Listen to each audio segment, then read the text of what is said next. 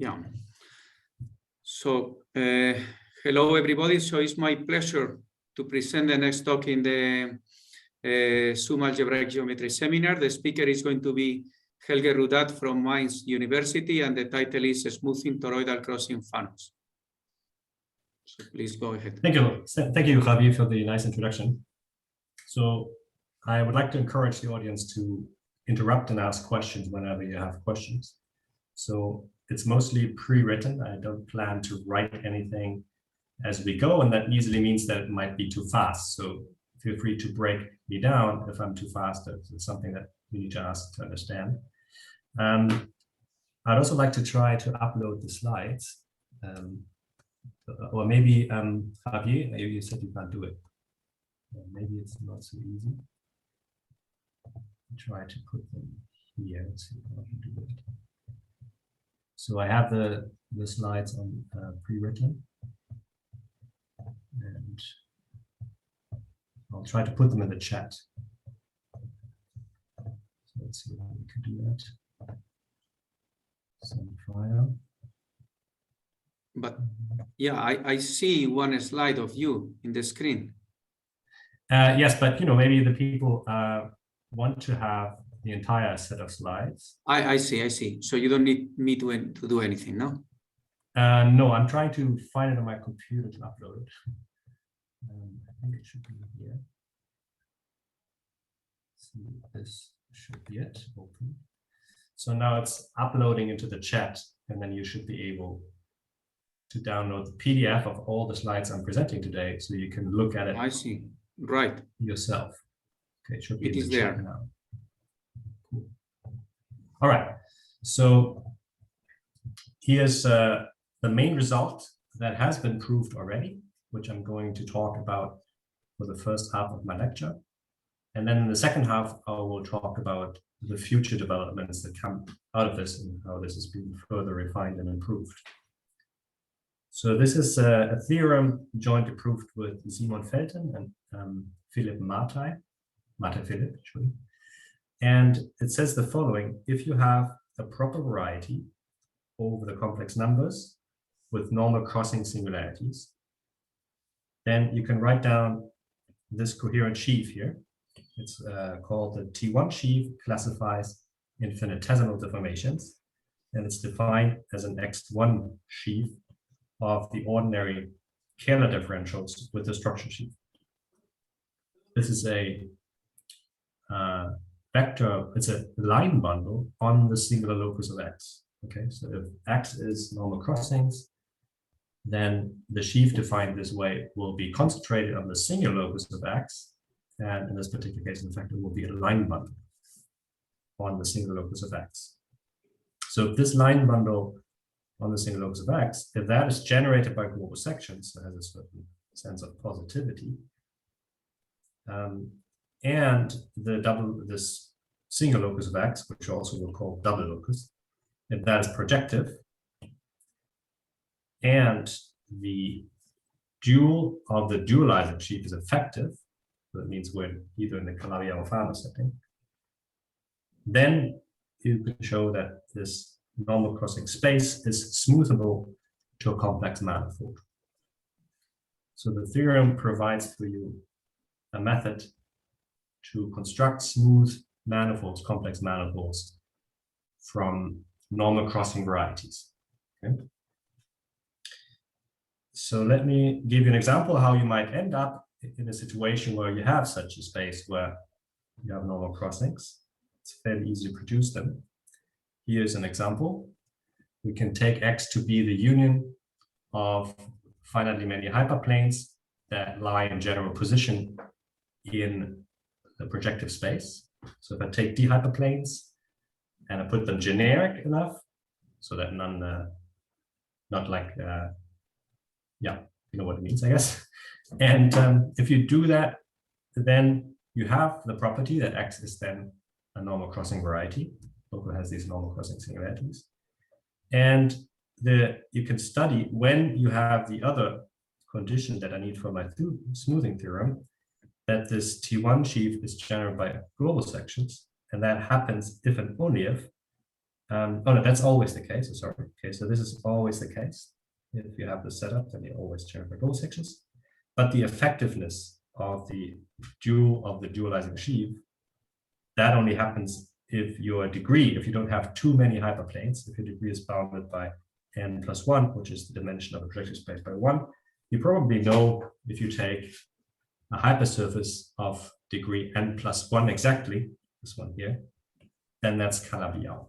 Okay, so Calabi-Yau is always this degree in projective space. And if you're less equal to that, it means either Calabi-Yau, which is the extreme case, or you're more like a rational variety, like a Fano variety. So that's the regime in which this smoothing theorem works. Yeah, but the theorem in this particular setting is not so surprising because you can in fact write down the smoothing yourself, because you can just take a smoothing into a degree D hypersurface. Okay, you take your equation, which is the union of hyperplanes. It's a product of linear equations, and you perturb it by some epsilon into arbitrary direction, and then it will be a smooth hypersurface already. You can do it by hand, it's elementary. You don't need the theorem in this case. Nonetheless, I'm trying to give you an idea of why the object that the theorem talks about, why that's fairly natural, comes up here.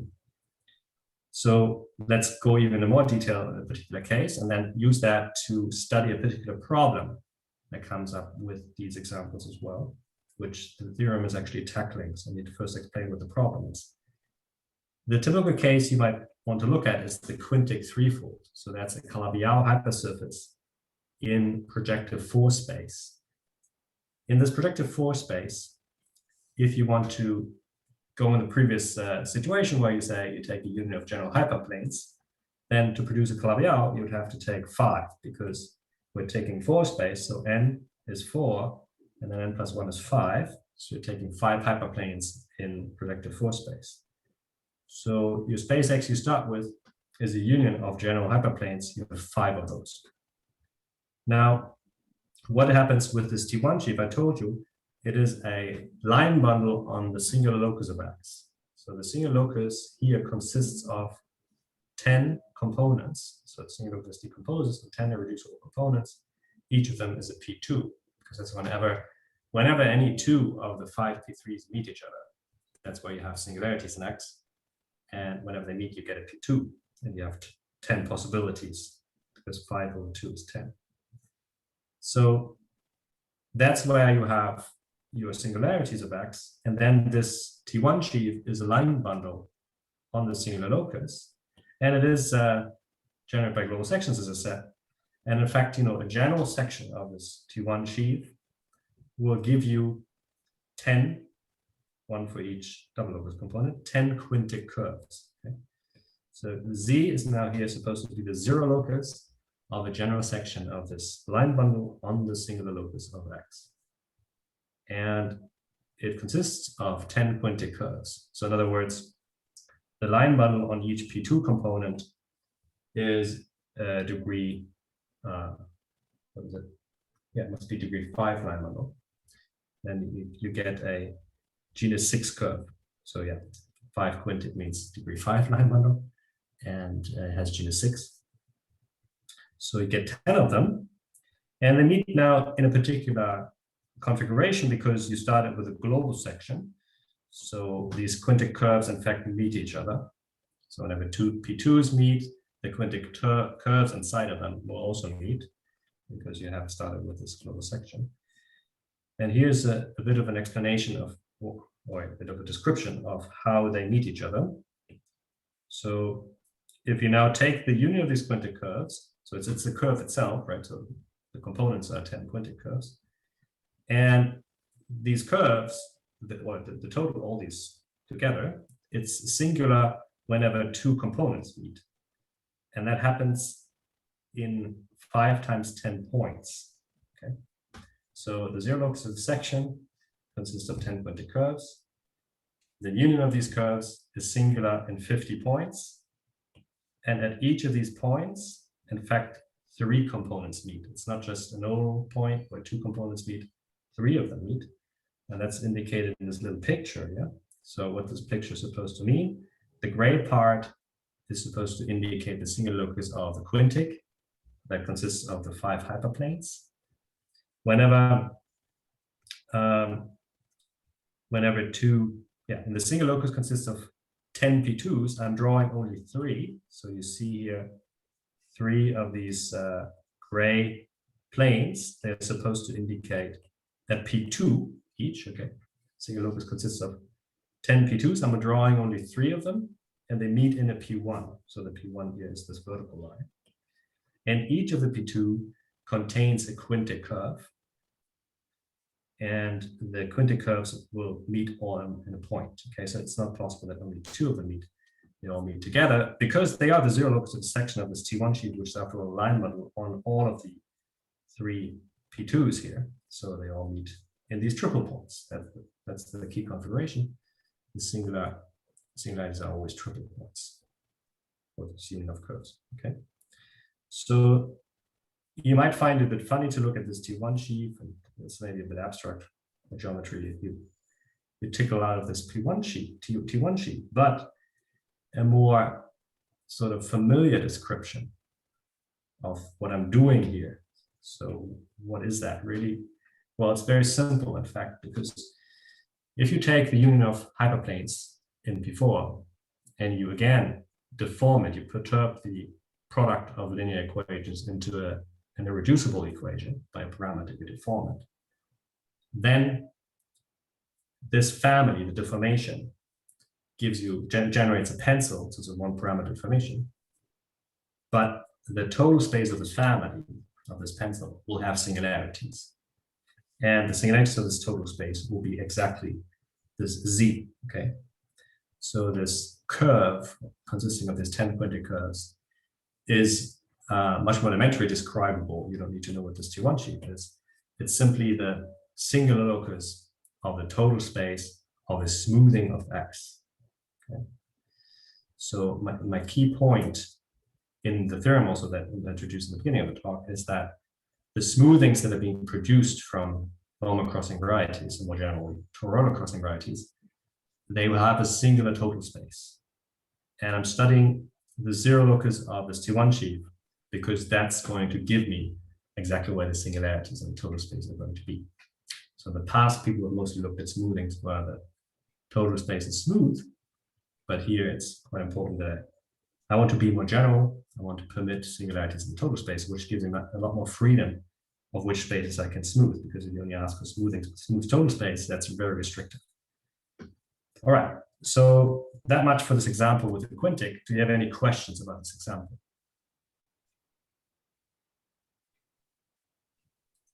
If not, then I'll move on.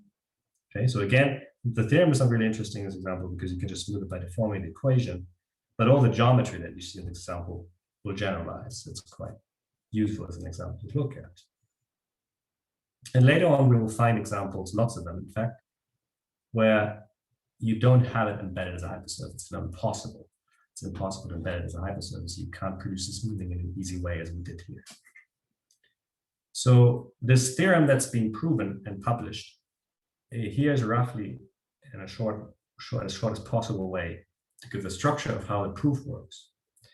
The first step in the proof is that you put a log structure on the normal crossing variety X. So I'm not going to explain what it is, but just roughly a log structure is a monoid sheaf. From an algebraic geometric point of view, that's a bit funny because we're never really dealing with monoids in classical algebraic geometry. A monoid would be something like the natural numbers. That is a monoid. So it has an operation and it has a neutral element. Mono means one. So it has a zero element and a binary operation, and that's all you have basically. It's supposed to be commutative, like this one. But you can also form n squared, that will also be a monoid. Of course, you can also take groups. Groups are also monoids, but more interesting here are those that are not groups. So you have such a monoid sheaf, and it's supposed to have a property, and it comes with a map as part of the log structure. The monoid sheaf has a map to the structure sheaf. So basically what you're doing, you're marking particular functions in your structure sheaf, right?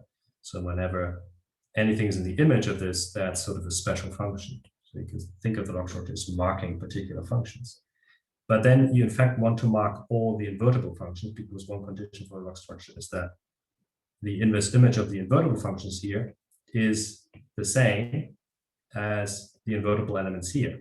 Okay, so this monoid sheaf has a natural subsheaf, which is the subsheaf of invertible elements in the monoid sheaf, and you want that to, under this map, to be identified with the invertible functions. So in a sense, when I say this log structure marks a bunch of functions, it marks every invertible functions and then a bunch extra functions. And these extra functions you can think of where you have a log divisor. Speaking, maybe you've seen it of in rational geometry talk about log pairs. Then we have a variety. That what it means is a variety of the divisor. So you can code it in this way, saying I mark exactly those functions here which vanish only at the divisor. Invertible functions, of course, satisfy that because they don't vanish anywhere. But then you have some extra functions that vanish only at the divisor. That would be divisorial.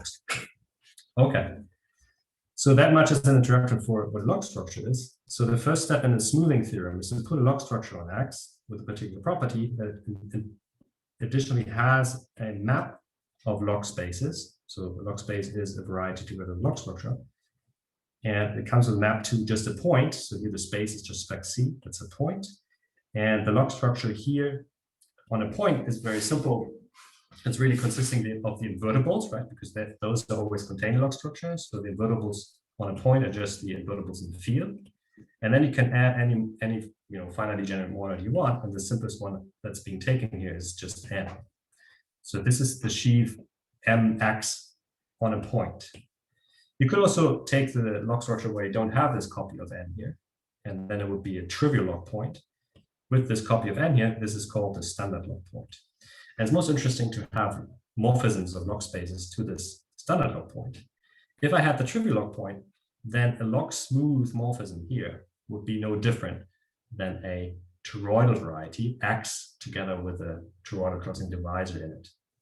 But if you permit this extra monoid down here, you get more interesting spaces that can log smoothly down to the space. For instance, normal crossing varieties, maybe. So X doesn't need to be smooth anymore once you have this copy of n here. So you want this morphism to be log smooth. I'm not going to explain too much about what it is. You can define it with a formal property in the category of log spaces of infinitesimal thickenings, as you would define formal smoothness in the ordinary setting. But there's other characterizations. So we'll take it to a black box for the purpose of this talk. So you want that this map is log smooth, but you are only needing that it's log smooth on an open subset of X. Okay, so the background for this one here is exactly my map will not be log smooth at what I has previously introduced as Z. Okay, so when the total space of the smoothing that I'm about to construct, where that has singularities, and that's why I don't prescribe my morphism to be log smooth. So I'm only requiring log smooth with a dense open set. That's the complement of what previously has been introduced as its Z. That's the zero section of T1 sheaf. Okay, so I wanted to log smooth on this dense open set. Z is called the complement of this dense open set, and it's supposed to be having codimension 2 in X, looking at those kind of objects. And then my first step in a smoothing procedure, in the purpose of this theorem, is to find a log structure of this kind. And how it's being done is, in fact, how do we find that? How do we know existence? Well, we make a connection of the T1 sheaf to the sheaf that classifies log structures. So basically, the section of the T1 sheaf will give you a log structure. So once you understand the relationship between T1 sheaf and log structures, it's basically more like there's an isomorphism. The sheaf that classifies log smooth maps is the T1 sheaf in this example for a normal constant space. And then once you have a section of that with nice properties, you get a log structure with particular properties. That's how you find this log structure. It's basically coming to you from Bettini's theorem. That's why we require the T1 sheaf to generate by global sections, and the log singular locus be projective, because then we can run Bettini's theorem on this projective variety and get a nice generic section of the T1 sheaf from Bettini's theorem, and that will then give us exactly the log structure we're looking for.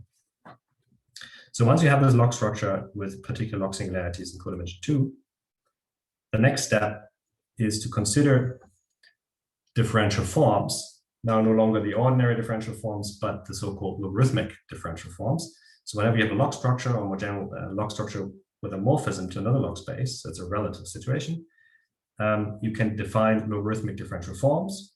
They are in the setting that you're familiar with of the pair variety of the divisor. It's really just what you think of it. It's the differential forms with poles in the divisor.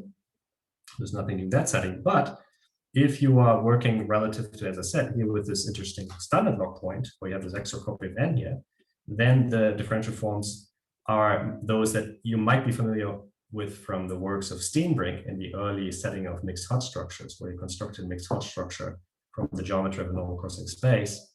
And you also had looked at log differential forms. Those are the ones that you get with this standard log point as the base. So I'm looking at those kind of differential forms. And because my morphism is log smooth only on a dense open set U, I'm only taking the differential forms on that open set. So this object, this symbol here means relative log differential forms, S is the base point of this smooth open set over S of degree P, log differential forms, as it says, and then I'm pushing this forward with J to the entire space X, okay? And that's the resulting sheaf, the push forward, I call W. So in fact, choice of notation by my PhD student, like it a lot. So pushing forward a coherent sheaf always results in a coherent sheaf. That's nice, because if I had done the same thing with taking this relative differential forms with X here in place of U, I've done X here, that would not have been a coherent sheaf. It's kind of weird, okay? It satisfies the universal property for log differential forms, but it's not a coherent sheaf. It's really bad because of the log singularities. Log singularities make this sheaf non-coherent. So in order to work with a coherent sheaf, we are pushing forward this sheaf from the log smooth locus where it is coherent, and when I push forward, of course, it's also coherent. That's nice, it's coherent, but then of course it has some other issues because push forward, especially non-derived push forward, is not a very useful or functorial operation that has all kinds of problems that we need to deal with technically after this, but that has been done in this work. So once you have these log differential forms, the natural thing to look at is the de Rham complex. Okay? These forms, of course, have de Rham complex, and a key ingredient for knowing or constructing a smoothing later on will be that the Hodge de Rham spectral sequence that it generates takes the shape. You put here the cohomology groups of this coherent sheaf on the space, and because there's a complex, they make up a complex, which is indicated here by this dot, the Euro de Rham complex, which is not always linear, but it's linear in the base field. That gives you a de Rham spectral sequence just because it's a complex and you use the stupid filtration. And you can ask whether the sequence degenerates at U1. It's in general a hard problem. And the algebraic proof in algebraic geometry is by Delisle and Delazy.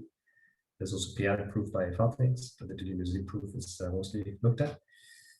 And it's tough work to make this kind of proof work in the setting exactly because it's put forward. Okay, so there's the theorem that for a log smooth morphism, this kind of spectral sequence degenerates at U1, but our morphism is not log smooth, and we're working with this funny replacement of we're not even using the usual differential forms, using this push forward forms, and they're coherent. That's nice, but this push forward makes it really hard for you to get the Delisle proof to work. Nonetheless, that has been pushed through by my PhD student, Simon Feld, in his thesis.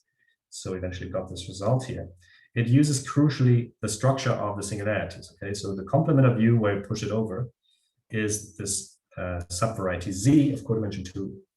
And you need to understand really what's going on along Z. And we use very much that Z is in a certain sense generic because we chose this section of the T1 sheaf as a generic section.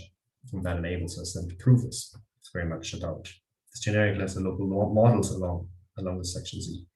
Okay, so once you have that result, this de Rham spectral sequence generates, then you can use some version of the Bogomolov-Kantorov theory. But again, it's highly non-trivial, in fact. I mean, you probably have seen maybe some proofs of the Bogomolov-Kantorov theorem, which says that when you have a Calabi-Yau variety, that the Calabi-Yau manifold, that the deformations of it are unobstructed. And a similar result holds for Fanos, because Fanos are logarithmically Calabi-Yau. You can have a similar theorem. But in our situation, we don't have a smooth space. Okay, so the classical proof of this doesn't work at all. If X is normal crossing variety, then it doesn't behave like a smooth space a priori. If it's log smooth, which we're close to, it's not quite log smooth, but almost away from this integers, from this similarity locus Z, then you may hope that you can prove something like that, but it's still hard. The closest theorem that had existed before this work by Chan-Leung Ma, which helped us here to get a Bogomolov-Chantrov type theorem, is the work by Kawamata and Namikawa, who showed that if you have a log smooth normal crossing Calabi-Yau variety, then you can smooth it, then some kind of Bogomolov-Chantrov theorem works. But we're not log smooth, so in the non-log smooth then it's much harder. And this, like I'm going to say, to even make a setup of a theory where you can talk about Bogomolov-Chantrov, you have to talk about polyvector fields in this setting with log singularities. That has been worked out by Chan-Leung Ma. So there's a work, it's called Geometry of an Arcatan equation, and so on. And they basically do the background theory that we can harness here to get a smoothing once you have the Hodge-Duran degeneration and a bunch of other ingredients. But this is the main ingredient, the Hodge-Duran degeneration. So that's in 3 steps how the proof works. Let me just quickly recover. First step here is to put a log structure on a variety. Second step is to prove that the log differential forms, in fact, the push forward from the log smooth locus, that degenerates anyone. And then you, roughly speaking, have ingredients to run a Bogomolov type theory to get a smoothing. These are roughly the smooth 3 steps. Let's look into why the theorem, in fact, for normal crossing varieties is a bit too limited. So, so far, I motivated the story with normal crossing varieties, but I'm really wanting Toroidal crossing varieties. So I need to talk a bit about how Toroidal crossing varieties are a generalization of normal crossing varieties and why they are really important. Because many people believe that normal crossing varieties would be all you need in a certain sense, because semi-stable reduction always gives you a normal crossing variety. Hironaka's resolution theorem gives you a normal crossing variety, and it seems to be fine to work with that. But in practice, both these results use Hironaka, and that's a black box result more or less. There's some improvements of the resolution theorem, but still, it's mostly a black box procedure that doesn't give you much control of what happens to your geometry. But there are other reasons for problematicness with normal crossing varieties as well. So for instance, if you take a product of 2 normal crossing varieties, then your result is no longer normal crossing. Okay, so normal crossing varieties are not closed as a category under products. And what's even more important for us is that if you take the dual intersection complex of a normal crossing space, what is that? Dual intersection complex means you take a point, it's a simplicial complex, where you take a point for every irreducible component of your normal crossing space, and then connect 2 points with an edge whenever 2 components meet, and then you connect 3 points with a triangle when the 3 components meet. So it really captures just the incidence of various components with each other. It's a simplicial complex cooked up from that. It's very important in the study of degenerations, like what I'm doing here. And in mirror symmetry, it's customary to dualize the dual intersection complex. So you do this dual intersection complex, which is a combinatorial object cooked up from your degeneration variety or your normal crossing space. And you dualize it in the ordinary way. So the maximal cells become points, the points become maximal cells, dualization as you just do it. And if you do that with a simplicial complex, the dual is no longer a simplicial complex in general. Okay, so some simplicial complexes that happen to have simplicial duals as well, but a general simplicial complex will not dualize to a simplicial complex, but to a polyhedral complex. And so that's another reason, and the main reason for me, because I'm interested in mirror symmetry, where you have to do this dualization, then where you see that it's problematic to just stick with normal crossing spaces. We need to generalize to Toroidal crossing spaces.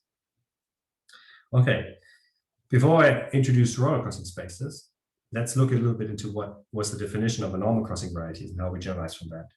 A normal crossing variety is defined to be locally, état locally, equivalent to the variety which is given by the product of variables in the affine space. Okay, so I'm taking your affine space C to the D plus 1, and I'm thinking of this as a spectrum of the polynomial ring in the variables Z1 to zd plus n, and I'm taking a subset for k less than the maximum number, and I'm taking the product of those variables, and that's the subvariety in here, the vanishing locus of that. It's simply a union of coordinate hyperplanes, and maybe not all of the hyperplanes, but some subset of the hyperplanes.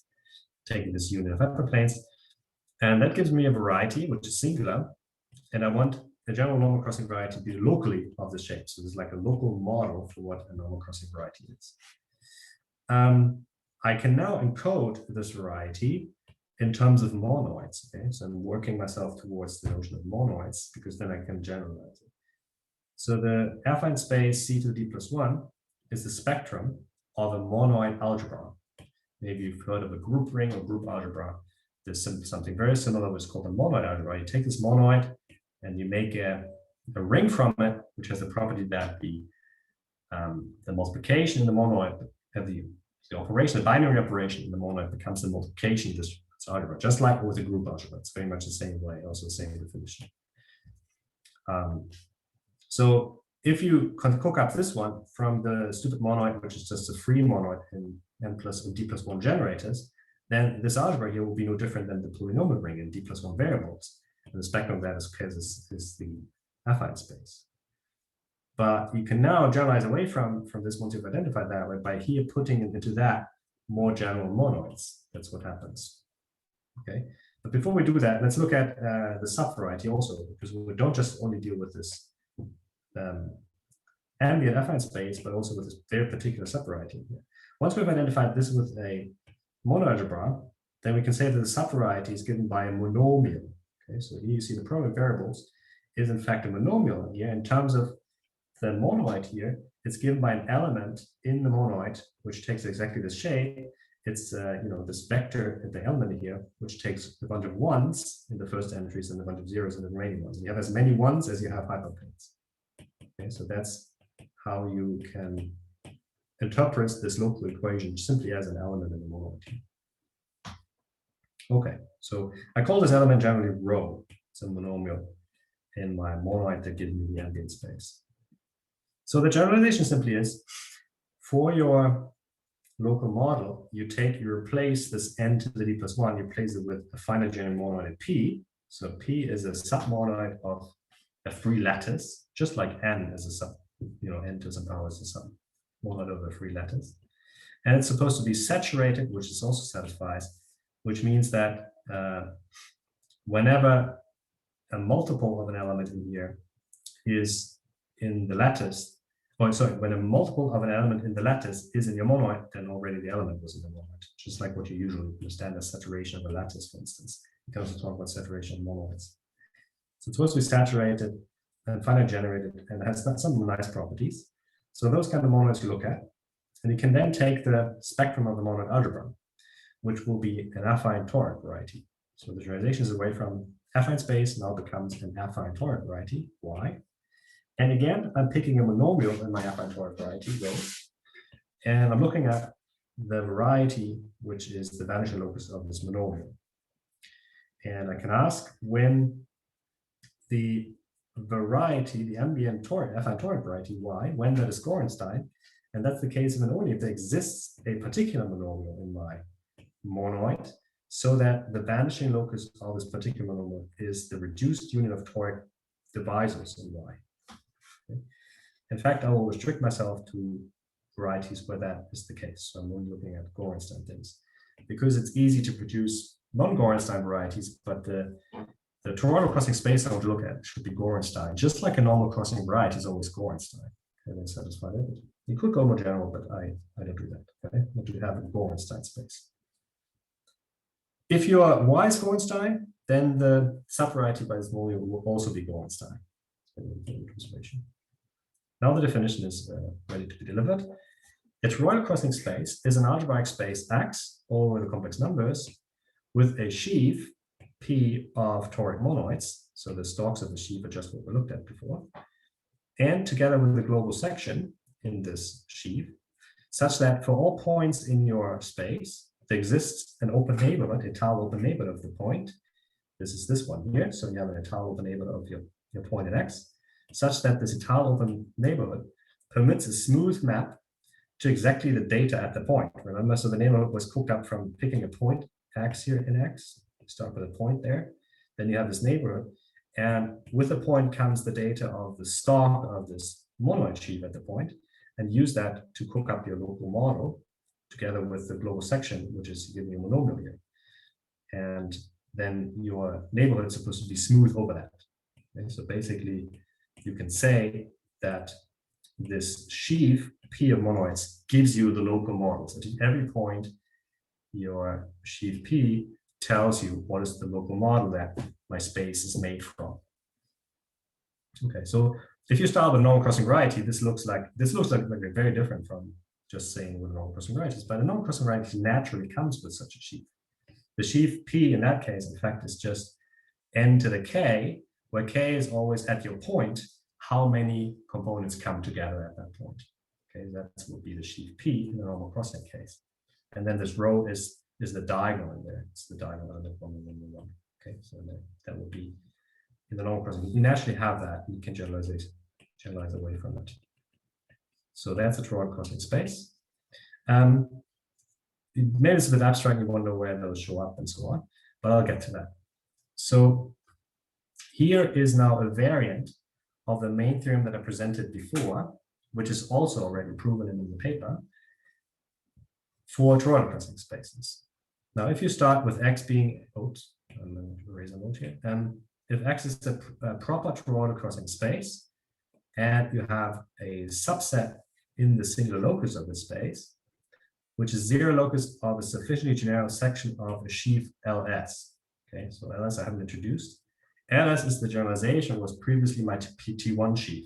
Okay, now I've replaced the T1 sheaf because in the general setting, T1 sheaf unfortunately doesn't work anymore. In the toroidal crossing space setting, you have to go more general, but there's another sheaf which replaces it and generalizes it. And it's called the sheaf that classified log-smooth structures on it. Remember before, I only used the T1 sheaf because it happened in the normal crossing case to agree with the sheaf that classifies log-smooth structures. More generally for toroidal crossing spaces, I'll need to use the sheaf that classifies log-smooth structures directly. I can no longer use the T1 sheaf because it's not working. So I use the sheaf that classifies log-smooth structures. I have a section in it just like I had before with the T1 sheaf. And this section has a zero locus Z. And the zero locus has to be sufficiently generic. Okay, so I don't go into details. Basically means that locally it meets all the components in X transversely. That will do it. It's allowed to be a bit more general, but that's roughly what it is. And then the other condition you still have around, that the dual of dualizing sheaf is effective because I've constructed my local models to be Gorenstein. I have a dualizing sheaf, which is a line bundle, and I want its dual to be effective, just like before. And with those conditions, in fact, X is smoothable. Right?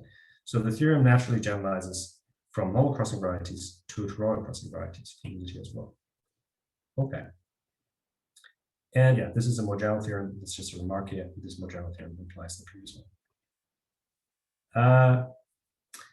A key tool in the proof of the theorem, I indicated that earlier when I mentioned the Hodge to Durand generation. Under the given genericness assumption of X, you can say what the singularities of X in the log structure look like. So remember, the log structure has singularities that you cook up. They are exactly where Z is, and you need some control over those singularities. And with this genericness assumption of Z, that it meets the strata transversely, that's the sufficiently generic here, that enables you to say that there exist toric local models even for the log singularities. Okay? We had toric local models for the space itself, but also other different local models, which you can find for the log singularities. And we're using them extensively to prove all kinds of properties for log differential forms, because remember, we use the log differential forms that come from the push forward from the locus, and to have control over those, you need to really study what happens when we do the push forward, what you get after pushing forward. And for that, we do calculations with local models. I'm pointing out these local models here. So they're used extensively to prove the smoothing theorem, because in what comes next, where I want to apply the theorem to Fano varieties, I no longer have those local models. Okay, so I lose my key feature. If you have questions, again, interrupt me. Otherwise, I'll just head on. We're going towards the second part of the talk, for which I have 20 minutes. which is about the future work. This is about smoothing toroidal crossing Fano varieties.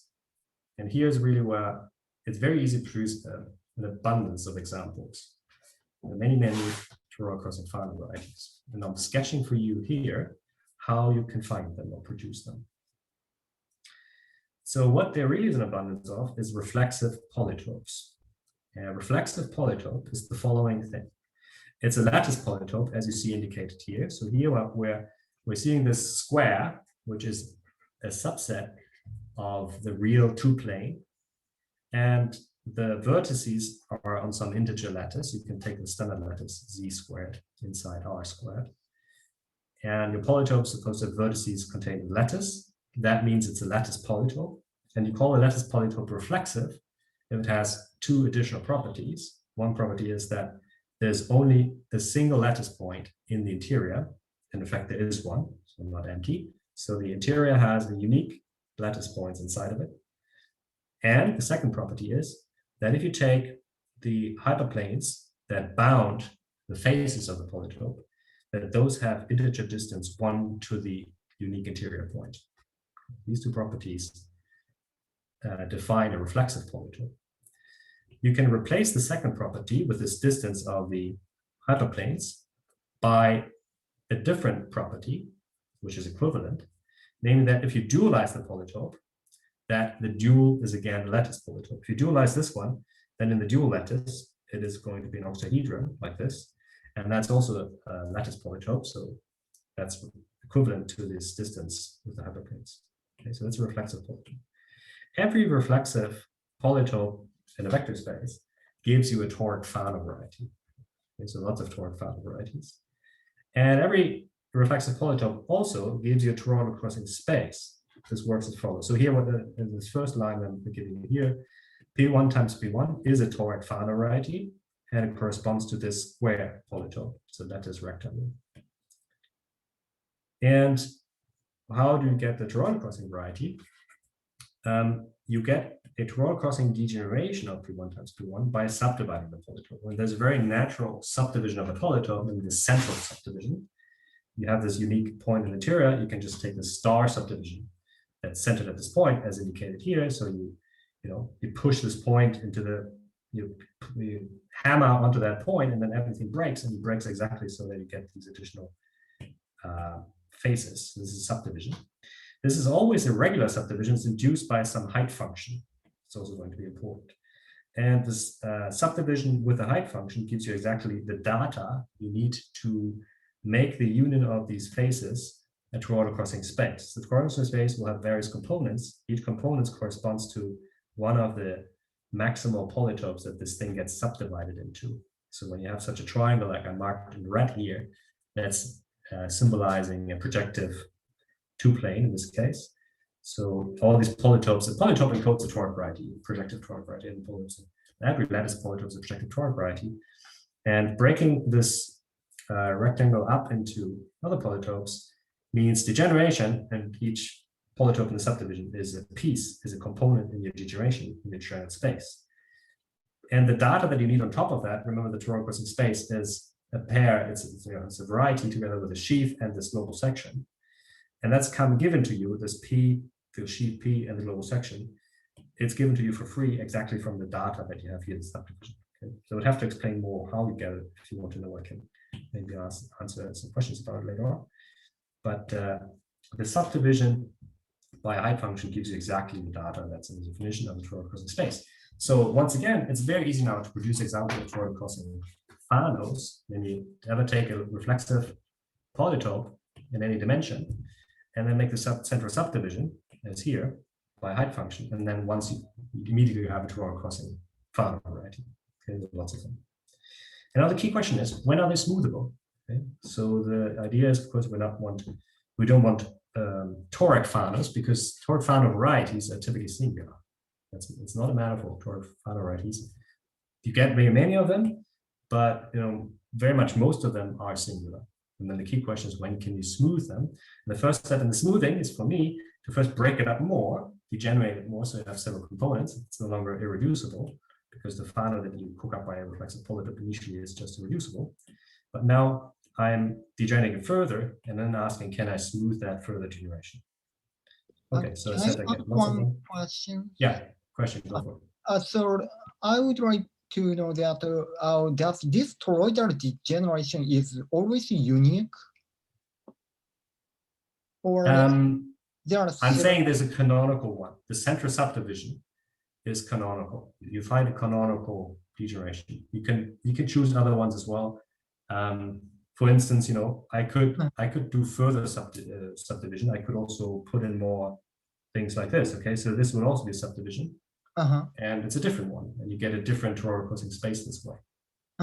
So it's not unique in a sense, but I always have canonical candidate. And so canonical, I think, is the right word. But why? How to define the canonical one? So, for example, in this example, you separate into 4 squares, and meanwhile, the first one is 4 weighted projective surfaces, and maybe the weighted projective surface is the canonical one, isn't it? I guess if you're taking a 2-dimensional polytope, which this one is, then it's true that the degeneration will always consist of weighted projective surfaces in the components, because you always get triangles. In high dimensions, you might get other things. It doesn't need to be weighted projective spaces. Okay. But this one is. So why is this canonical? As I said, you take the subdivision that's centered at the center vertex. So the subdivision, you get a polytope in the subdivision for all the convex hulls where you take a face of the boundary, like here this interval is a face of the boundary, and you take the convex hull together with the center point, so that gives you this triangle. So you run through all the faces in the boundary, proper boundary faces, and take the convex hull with the center point. I see. That gives you a union of polytopes, and using polytopes constitute a subdivision. That's how you produce it. I see. Thanks. There's one extra thing, which is the height function, which is not intrinsic to the subdivision. It's an extra thing. But there's also a canonical way to get it, get that height function as well. Because any height function is a scale of some generating height function. Take this primitive generator and then you have a canonical. Yeah, thank you for the question. Feel free to ask more questions if you have them. All right. So now there has been a classification of these projective toric Fano threefolds. Okay, so they correspond, as I explained, they correspond to 3-dimensional polytopes. Just explained that. In fact, it's true in any dimension. Toric Fano vertices correspond to polytopes. But let's focus on dimension 3 now for a moment. And there's a database on this website here. I think the original data has been produced by Kreutzer and Skake, but then this has been picked up by Coates, Porty, and all kinds of other co-authors, and Kastrick, for instance. And on this web page, if you click it, as I said, the notes are in the chat. You can open it on the web page if you want. Click on it, and you see a list of reflexive Pano 3 polytopes. It has been classified. There are 4,300 something reflexive 3 polytopes, and so you find them on this web page, even with a picture. Here you see that. So this is just a screenshot from this web page, and they're numbered. See this polytope 0, polytope 1, and so on. It goes on. Until there's an entire list there, and in each case you see the picture. So here, for instance, this is a projective 3 polytope, has a unique interior point and lattice point, and then the other lattice points are the vertices. And so this is kind of not very many lattice points because it's sort of the minimal thing. Okay, every vertex has to be a lattice point, and there has to be one interior lattice point. So this realizes the minimal set of lattice points that you can possibly have. The next one here has one extra lattice point, which is on this edge here. And there are many more. So this one has, this looks like it has 2 interior points. It's not quite true, but one of these points is in fact on the face. Okay, the point is not an interior, one of them, it's in the back face. So you can go through the list, there are tons of them, it's classified. And there's extra data on it, which I don't want to go into detail too much. It's the Hilbert function of the toric Fano variety, and then what the facets decompose into in terms of Minkowski sums. There's a whole lot of extra data that you can look up on this webpage.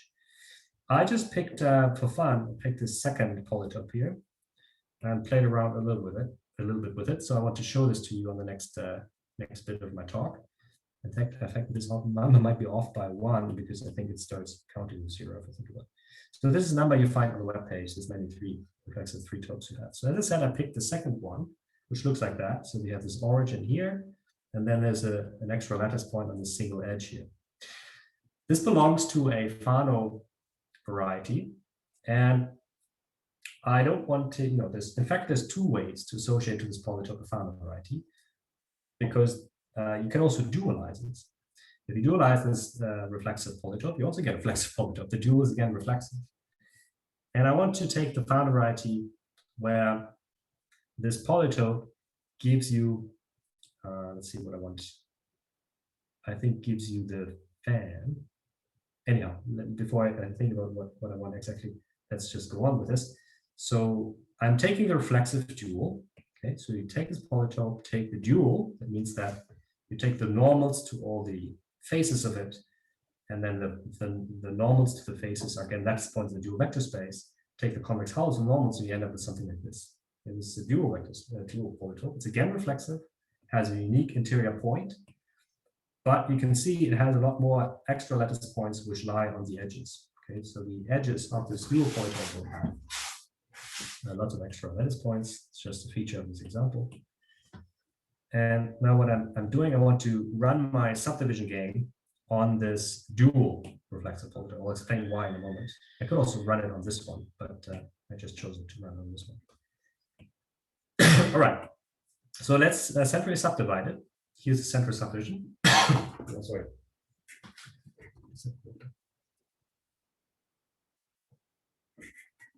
The central subdivision is the first step in getting the toroidal crossing space. Excuse me. Then the associated toroidal crossing space has a bunch of reducible components, namely 4 in this example. There's 1 component for each facet of this polytope. The facets are triangles, and there are 4 of those triangles, which are the facets of this polytope. And each facet gives you a component of your toroidal crossing space. Now, the singular locus of the toroidal crossing space has in fact 6 components, because that's whenever 2 components of toroidal crossing space meet each other. The component of the toroidal crossing space meets another one whenever you have an edge in the boundary. Okay, so this, for instance, the component of this one triangle meets the component of this other triangle in this edge, and then the geometry of the locus where they meet is a surface. It's a complex surface, and it's given by this triangle. And in this dimension 3, these double locus components are always weighted projective surfaces. Okay, if you go one dimension higher, then don't need to be that anymore. Right here, the double locus components, so the components of the single locus of the toroidal crossing space are always weighted projective surfaces. And I've tried to draw the 6 of them that you have here in this one. So there are, you see 6 triangles marked in different colors, and they give you the weighted projective surfaces that constitute the single locus of the toroidal crossing space that's given by the subdivision.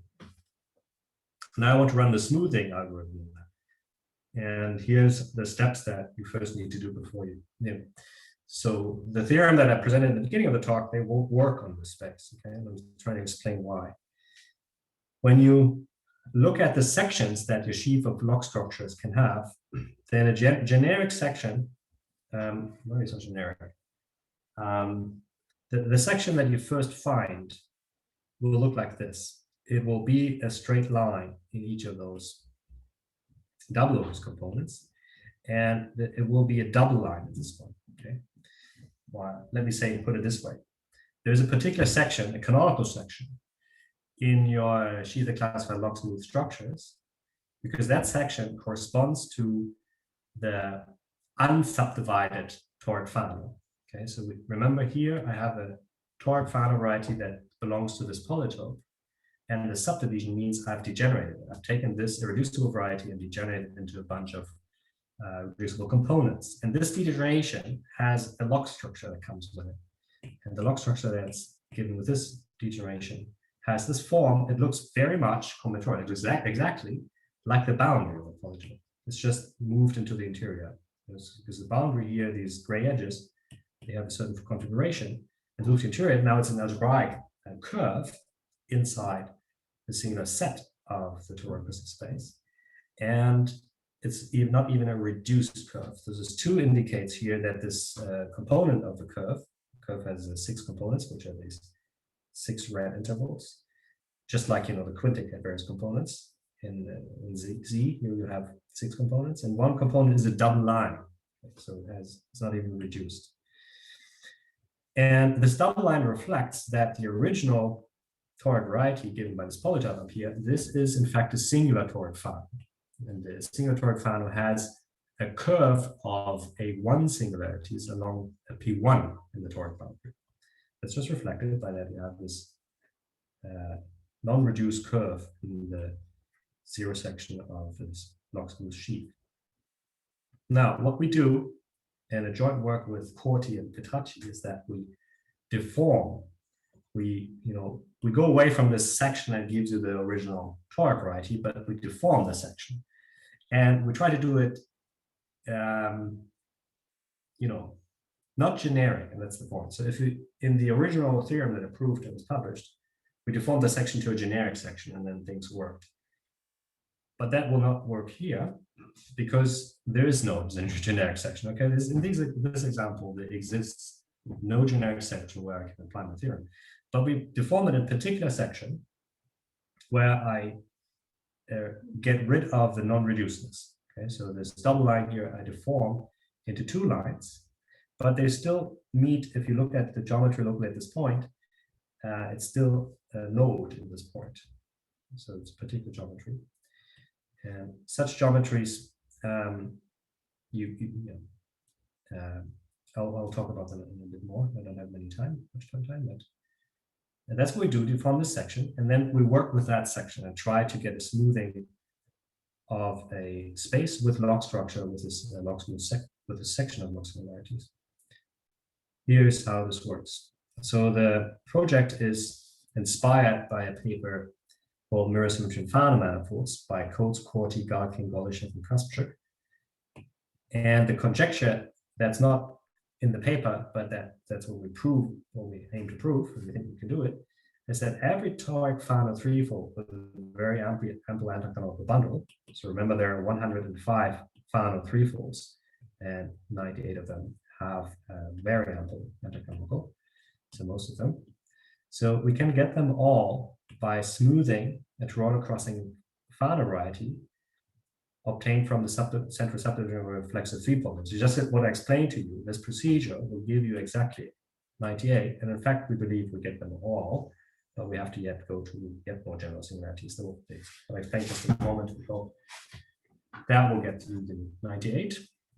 And this joint work with them. So it's a bit surprising because if you know a bit about Fano threefolds, it's a bit like a zoo. You find one here and here, and so there are all kinds of Fano threefolds that show up in different settings, and there's a catalog, of course, but it doesn't seem like they come from a common ground where you have a single procedure that produces all of them. But that's the case. But once we prove this conjecture, you just start with these toroidal crossing spaces, three spaces coming from polytopes. You smooth them and get all the Fanos. And we believe it works even higher dimensions, but that's in the future. The main problem is that the log structures that we get here don't permit this toric local models. I mentioned it earlier. That's the main problem, and so we have to get around that. And we do that by a log smooth log graphic resolution. That's what you see in the bottom of this page here. And I'm not sure I have enough time to explain the local nature of the singularities, but what I maybe can do in the remaining minute is to make you look at this example. Okay, so here I'm looking at a variety. I'm having variables x, y, w, z, u, and t is the deformation parameter. And so I'm writing down here 2 equations of a local model of a deformation degeneration. And this is a toroidal crossing degeneration where the total space has a particular configuration of singularities. And it's pictured down here. The singularities of the total space consists of 3 components. It's the red stuff you see here. 2 are just ordinary lines, and the third is a double line. So this is the local model that I indicated before. Let me go up for a moment. In here, that will happen at each of those vertices. You will exactly have that local model at these 2 vertices. And it's possible then to produce a smoothing with those local models. These are not toric local models, but you can still have good control about it. So maybe the upshot here is that from the study, from this list of so many reflexive polytopes, you can single out which ones are smoothable to a smooth Fano, and then you can study in the smoothing what singularities you have in the total space. And that has been done by Corti and friends. And we found that exactly those show up with particular geometry. And we're now working through the deformation theory with the abstract apparatus to deal with those particular geometries. And you can do that by a log crap and log smooth resolution, which is sort of, I don't have enough time here, but yeah, so we can do it. We work through it, and that's going to be finished hopefully in the next half year. Now I'm done with my part, and I would like you to jump in if you have questions.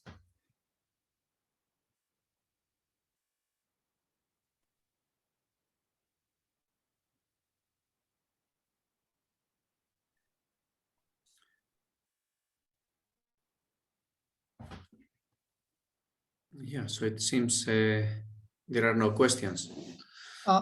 Excuse me, Well, can I ask you a very simple question? So in the last part, you explained one conjecture, which states that every Fano threefold was very ample is the smoothing of toroidal crossing space. And I just wonder that how to explain this conjecture in two-dimensional Delpez surface case? For example, 4-point blow up of P2. So can we describe this Delpez surface in terms of toroidal crossing space? Yes, absolutely can be. So yeah, in 2 dimensions, we're talking about reflexive 2 polytopes. And this one I gave you earlier, but there are many more. Okay, so not as many. I don't know how many there are. I'm not an expert on how many reflexive 2 polytopes are. Maybe 12, maybe more, something like that. And you can show that if you take different 2 polytopes like that, you do get different Delpez's as smoothings. Okay, so I have to think about exactly the data. You know, for instance, you know, how many points did you blow up from 2 Delpez? You remember that, you know, Delpez is a finite blow up of it's a deformation of finite blow up of points on P2. And you know, you can ask me how many points I need to blow up, and that you can actually read off from the log singularities, because in this case you also have log singularities, and there were singularities in total space of deformation, and there would be points. Okay, so here I have 4 points, and if I take a different polytope, for instance this one here, do the central subdivision like this, and then I will have 5 points. Okay. So the same story that I had, where my log singular locus was curves, if you go in dimension 2, your singular locus of the log singular locus, which is the singular locus of total space, are points. And the number of points matches with the total degree of cohomology. Okay, so this example is in fact is P1 times P1, and I have 4 points because the total rank of cohomology is 4. And so this will give me the degree 5 for the pencil. I see. Now that's how it matches. Okay. So it's a good question, because what we're also working on is studying the topology, right? Once you produce a smoothing, you want to know what you've got. And you need to study the topology. And it has very much to do with what is your log singular locus, because that knows a lot about the topology, also in high dimensions. I see. Okay. And okay, yeah, and I'm so impressed that because you are considering about the deformation of toric Fano variety, isn't it? In terms of, I'm just expecting that the deformation of toric Fano can be described by the Minkowski decomposition of the associated polytope, isn't it? Yeah, okay, so you bring up the notion of Minkowski decompositions, which I haven't mentioned in my talk, but yes, that has something to do with it. Maybe, I don't know where you got it from, but so there's description. So I haven't talked about it. Okay, so what is the criteria? How I know, or that I need to have in order to be able to produce a smoothing. I'm not saying I'm always doing the central subdivision, but when is it smoothable? What exactly do I need to have? And there's a detailed criterion, and it says that the faces of the dual polytope needs to permit Minkowski decomposition into admissible polytopes. I haven't introduced any of what that means, but let's just look at it maybe for a moment into the original thing. So here I talked a bit about looking at this toroid fauna that belongs to this polytope, which is a dual of this one that I took from the list. Now the faces of this polytope determine the singularities or the log singularities of the subdivision of the dual one. And the faces here, if you look at, for instance, this front face, then it's isomorphic to the lattice triangle, which looks like this one. It has, this might be the origin, this is the first basis vector, and this is the second one. It looks like this triangle, okay? So it has this shape, and this is what is being called an admissible triangle. So the criterion for when you are able to smooth or find a log structure, so you have a smoothing, is that your faces decompose into Minkowski decomposition of these admissible. Admissible always look like that. You have one face that's length 1, and then you have some edge of length k, and then you take the convex out of that. Okay, so that's always what admissible generally looks like. And you want to have Minkowski which is into those. So it means that you don't need to take those, but you can also add them in Minkowski sums. Okay, but your faces need to be decomposable into Minkowski sums of exactly those admissible ones.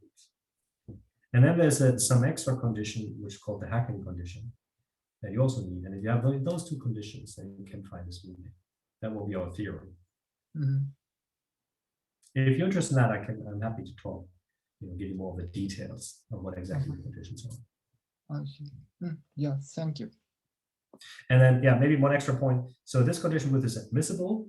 That's enough to give you those fanas with very ample intercanonical.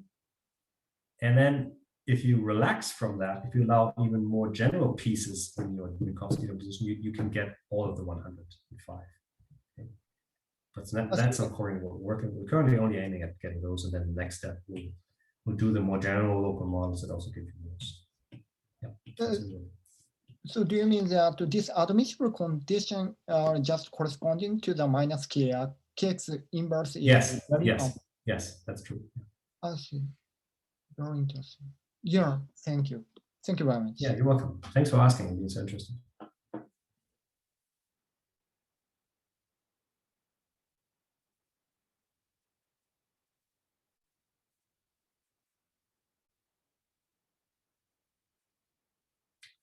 Yeah, no more questions?